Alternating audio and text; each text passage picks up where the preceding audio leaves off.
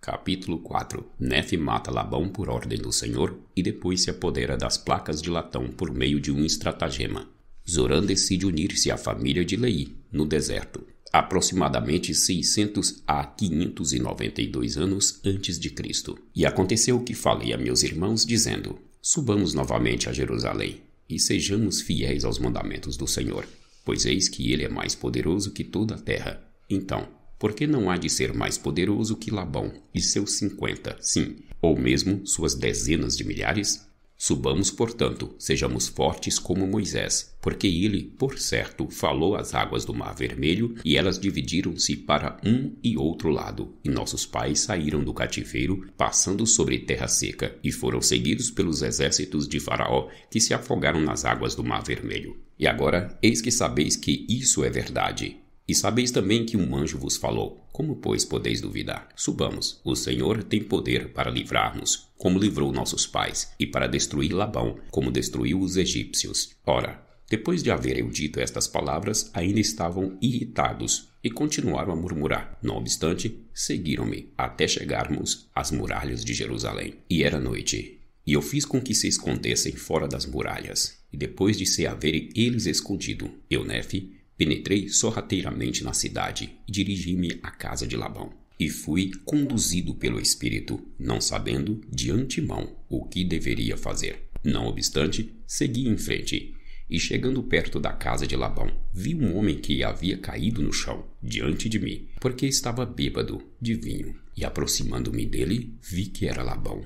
E vi a sua espada, e tirei-a da bainha. E o punho era de ouro puro, trabalhado de modo admirável, e vi que sua lâmina era do mais precioso aço. E aconteceu que fui compelido pelo Espírito a matar Labão, mas disse em meu coração: nunca fiz correr sangue humano, e contive-me, e desejei não ter de matá-lo. E o Espírito disse-me outra vez: eis que o Senhor o entregou em tuas mãos. Sim, e eu sabia também que ele procurara tirar minha vida, e que não daria ouvidos aos mandamentos do Senhor, e também se apoderara de nossos bens. E aconteceu que o Espírito me disse outra vez: mata-o, pois o Senhor entregou-o em tuas mãos. E eis que o Senhor mata os iníquos, para que sejam cumpridos seus justos desígnios. Melhor é que pereça um homem do que uma nação degenere, e pereça na incredulidade. E então, quando eu, Nefe, ouvi estas palavras, lembrei-me das palavras que o Senhor me dissera no deserto: se a tua semente guardar os meus mandamentos, prosperará na terra da promissão.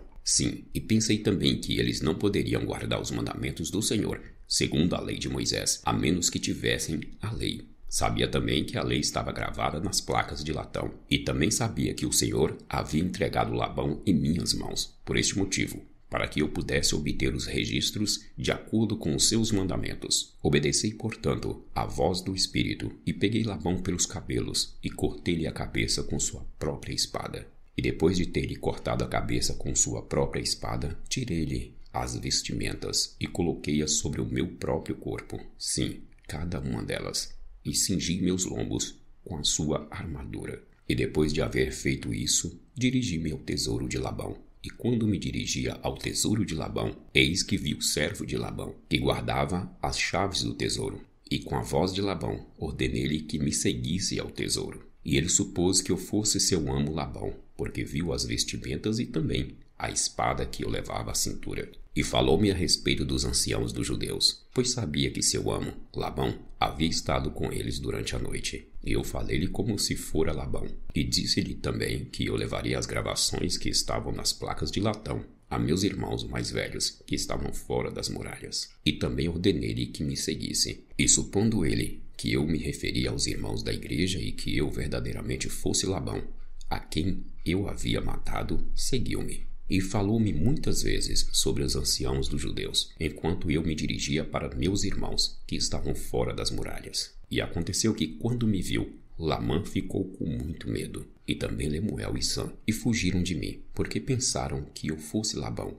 e que ele me houvesse matado, e que procurasse também tirar-lhes a vida. E aconteceu que os chamei, e eles me ouviram, portanto pararam de fugir. E aconteceu que, quando o servo de Labão viu meus irmãos, pôs-se a tremer, e estava para fugir de mim, e voltar para a cidade de Jerusalém. E agora, eu, Nefe, sendo um homem de grande estatura, e havendo também recebido muita força do Senhor, lancei-me sobre o servo de Labão, e segurei-o, para que não fugisse. E aconteceu que eu lhe disse que, se ouvisse minhas palavras, assim como o Senhor vive e vivo eu, se ouvisse minhas palavras, poupar-lhe-íamos a vida. E disse-lhe também, sob juramento, que não precisava temer, que seria um homem livre como nós, se descesse conosco ao deserto. E também lhe disse: certamente o Senhor nos ordenou que procedêssemos assim, e não seremos diligentes em guardar os mandamentos do Senhor?